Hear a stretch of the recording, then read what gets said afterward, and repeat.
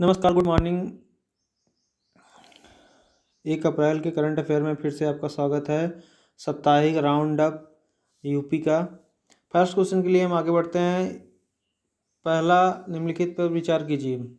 इसका उद्देश्य उन लोगों को वापस लाना है जो कोविड-19 बीमारी के कारण चले गए हैं और प्रतिभाशाली लोगों और महान मस्तिष्क को खाड़ी देश में रखते हैं और राष्ट्र निर्माण में मदद करते हैं।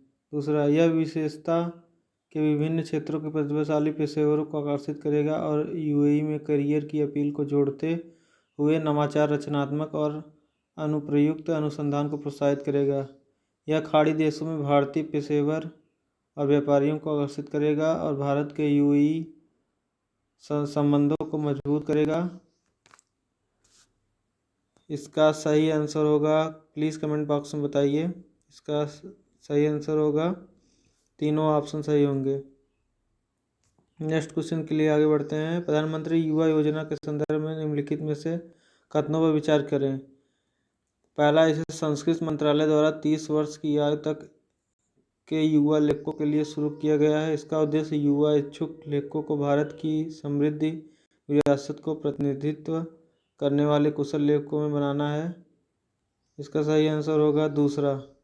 इसका उद्देश्य इच्छुक लेखकों को भारत की समृद्ध विरासत को प्रतिनिधित्व करने वाले कुशल लेखकों को बनाना है। तीसरे क्वेश्चन के लिए आगे बढ़ते हैं। निम्नलिखित में से कौन सा सागर परिक्रमा कार्यक्रम के उद्देश्य को सबसे अच्छी तरह परिभाषित करता है?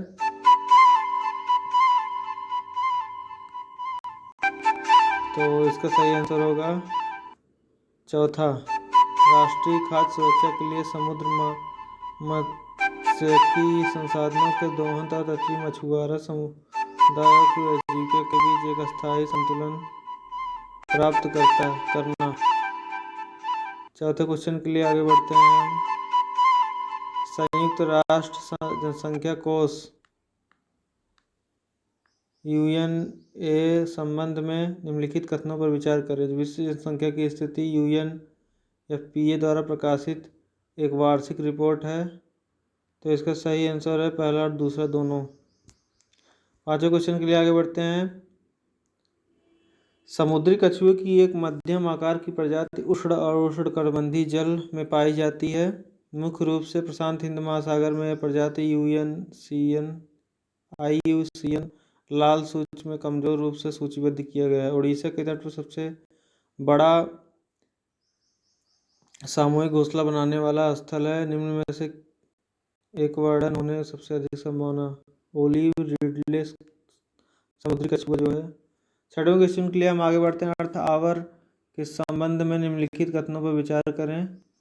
इसका दोनों आंसर सही है। विश्व वन्यजीव कोष द्वारा आयोजित किए गए एक वार्षिक कार्यक्रम है जो संरक्षण और स्थायी ऊर्जा को बढ़ावा देता है।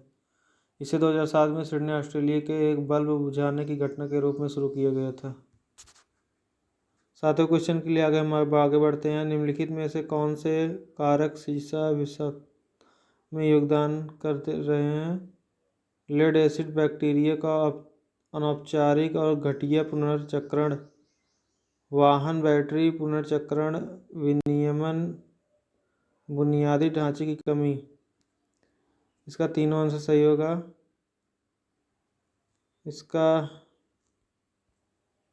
इसमें भी तीनों आंसर। टी कोशिकाओं के संबंध निम्नलिखित कथनों पर विचार कीजिए। ये वायरल संक्रमण की प्रतीक्षा प्रतिक्रिया को प्रमुख भूमिका निभाते हैं। ये मारक कोशिकाओं के रूप में कार्य कर सकते हैं। उन कोशिकाओं पर आक्रमण कर सकते हैं जो वायरस या किसी अन्य प्रकार के रोगजनक से संक्रमित हो गए हैं। बंगाल की खाड़ी बहुक्षेत्रीय तकनीक और आर्थिक सहयोग के संबंध में निम्नलिखित कथनों पर विचार करें। 1997 संगठित समूह दक्षिण एशिया और दक्षिण पूर्व के बीच एक सेतु है। और लास्ट क्वेश्चन आज के करंट अफेयर में B90 देश संबंध में निम्नलिखित में से कथनों पर विचार करें। पहला, इसकी स्थापना 4 नवंबर 2015 को हुई थी और इसका नाम रोमानिया की राजधानी बुखारेस्ट, रोमानिया की जो राजधानी है बुखारेस्ट है, से लिया